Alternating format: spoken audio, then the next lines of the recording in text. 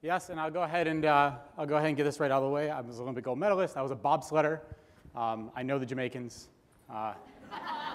We don't sit in bathtubs, and we don't kiss an egg before we go down the hill. So yeah, I know, they're surprised. So we've been on quite the journey at Classroom Champions, a pretty awesome journey at Classroom Champions over the last 4 or 5 years. And it's been a journey that's allowed us to understand that the greatest use of technology today is its ability to build relationships in youth. And that when you build relationships in youth, you change the way they look at themselves, the outside world, and their ability to work together to accomplish tasks. And when you can put in the teacher's hands an amazing relationship for kids, awesome things happen. Now that journey started back when I was still sliding down mountains for a living. And I would do what any successful person in the world does. I would go into a school, I'd give a talk, and then I'd leave. And I'd walk out and I'd never see those kids again. And I'd go, if 1 or 2 kids listened, it was worth my time. And chances are, it probably wasn't. So we decided we could do better. My sister and I, who were the children of educators, decided that the reason we knew we could do better is because kids need relationship with the person they're learning from to learn. It's why the things that our parents taught us when we were young are still with us today. And I mean, unfortunately for my sister and I, quite often, that's the case. But it's also because that's what the research tells us. The research shows us that if you can give kids a quality relationship with an adult, you erase otherwise significant environmental risk factors. So what that means is you take a kid in a low-income, high-crime area and you give them somebody who believes in them and give them somebody who they believe believes in them, and really, really awesome things happen. It's that simple. If you want behavior change, you have to start with relationship and then move from there. And so how would you do that? Relationship change, relationship doesn't happen in 1 visit, 2 visits, 3 visits. So the obvious answer is technology. That's our answer. We know that. But let's step back, and I brought in a quote for us here. It has changed the whole face and state of the world. Anybody know who said that? Francis Bacon. Anybody know who Francis Bacon is? Don't worry if you don't. It's okay. Because he said it in 1621. He was talking about the printing press, not the internet. Because to me, the way we've been using technology in schools and in education majority of the time is we've been using like the printing press with just a little bit faster delivery. We're disseminating information, we're pushing it out, and we're just getting it there a little bit quicker than we used to. And that's not how kids learn. Kids learn through relationships. So I brought another example here for you to show you how kids feel about meeting somebody through a Google Hangout that they've created a relationship with through the entire year. And they are asked what they thought of it today. That we got to ask her questions. Learn more information about Haley. And to meet face-to-face with her and let her answer our questions. Listening to her answer our questions. Did you hear what she said? To meet face-to-face. Because this is face-to-face for them. She didn't say to meet face. We met her face-to-face via Skype or via Google Hangout. She just said we met her face-to-face. This is how they form relationships. Not here to talk about whether that's right or wrong. I'm here to talk about that's how they form relationships. And we want to be able to use that because the greatest use of technology today is its ability to build relationships between kids and teachers and people in the outside world who they have otherwise no ability to connect with. We're breaking new ground at our nonprofit Classroom Champions by partnering with teachers in their classrooms to create real relationships with people who are the best in the world at what they do. Today, they're Olympians and Paralympians, and they're partnering with over 120 teachers in over 100 schools across the US, Canada, and Costa Rica, and there's more to go where that's coming from. We call them mentors, and they're changing the way kids look at grit and resiliency and perseverance, and they're doing it with low-income schools across the country. We create a system that's engaging to the mentors, the teachers, and the kids. We use all kinds of different channels and all kinds of different technology. We've created a scalable system and network that brings them all together on a consistent basis that builds that relationship. Now, we've been told by our teachers in our Title I eligible schools that our kids quite often don't have people in their neighborhoods or their communities that role model the process of excellence to them. So we provide these schools with technology that they need in order to facilitate that connection. We provide full-time support and professional development opportunities for our teachers, and we train our mentors in how to deliver messages and lessons to kids.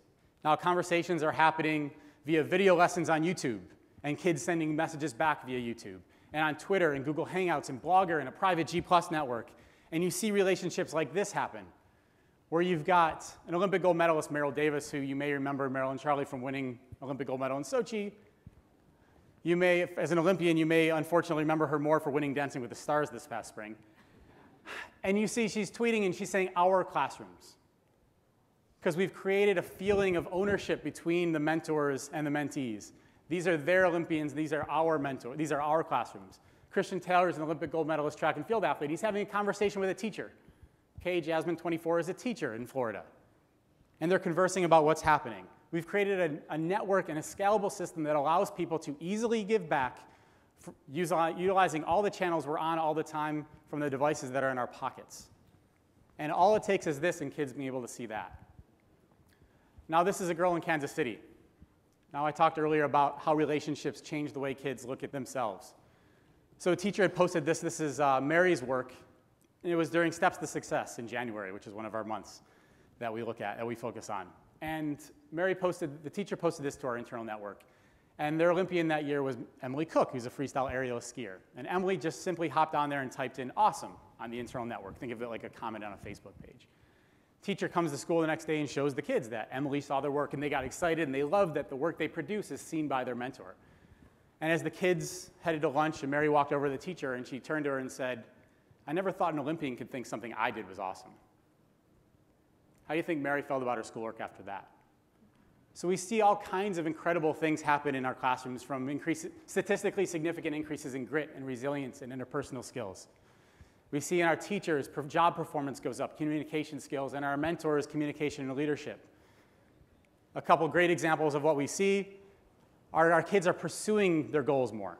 Not just setting goals, they're going after them more than national averages of what Gallup's telling us.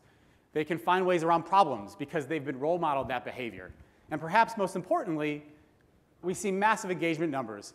And engagement's important because just last week, University of Chicago released a study of 20,000 school kids from the Chicago public schools. You know what it said? It told us that middle school attendance is more predictive of high school success than middle school test scores, which means if you can get engagements and you get them to show up, you have them. You have them. That's what we're looking to do. Relationship also changes the way kids look at the outside world. An example is an email we got from a teacher. Our teachers share these stories with us all the time. In Portland, Oregon, a kindergarten class goes to the zoo. And it was one of those days where the whole district was at the zoo, so like thousands of kids. It's every teacher's nightmare. And trust me. And another class walked by, and this particular kindergarten class had been matched with a wheelchair basketball player, Mary Allison Milford, who's a Paralympic gold medalist. And as this class walked by, one of the little 6-year-olds walked up and tugged on his teacher's arm and said, Miss Chambers, you remember those Olympics videos and things we do in class all the time? She looks down and says, yep, we've been doing them all year. What's up? That little girl that walked by didn't have a hand. I wonder what sport she does. Relationships change mindsets. They change behavior.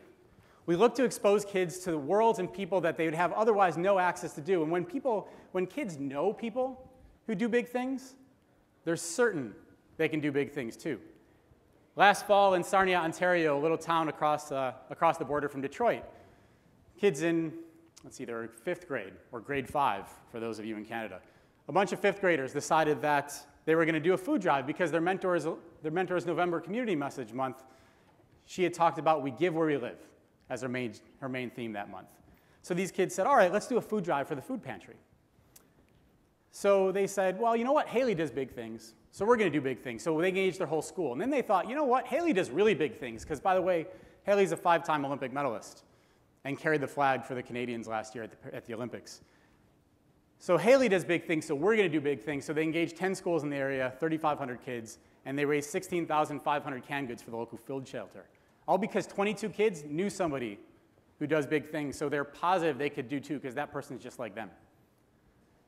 When we hide our people doing amazing things in business and arts and sports, and we hide them on the cover of magazines and up on pedestals, we lose kids believing they can do that too. But when all of a sudden kids know those people, the sky's the limit. And that's what gets me really, really excited, is there's all kinds of amazing people in this world doing awesome stuff. What's next for us? We're starting to work with people outside of the sports genres and into other worlds. People who do amazing things. Who better to teach kids about innovation than those at Microsoft or Google? Who better to teach kids about coding than 3 girls from Sweden who won a Disney Accelerator grant because they built an app that teaches girls about coding?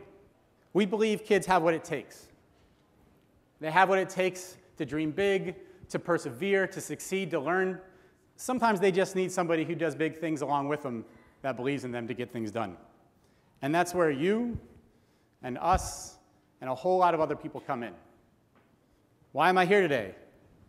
I'm here because a lot of you have access to technology that can help us build relationships. I want to talk to you. I'm here because a lot of you already work with communities and demographics and areas that you want to have a greater impact with or you want to connect people to. We can support you. I'm also here because a lot of you do awesome stuff. And a lot of you have awesome people in your company who do ridiculous things.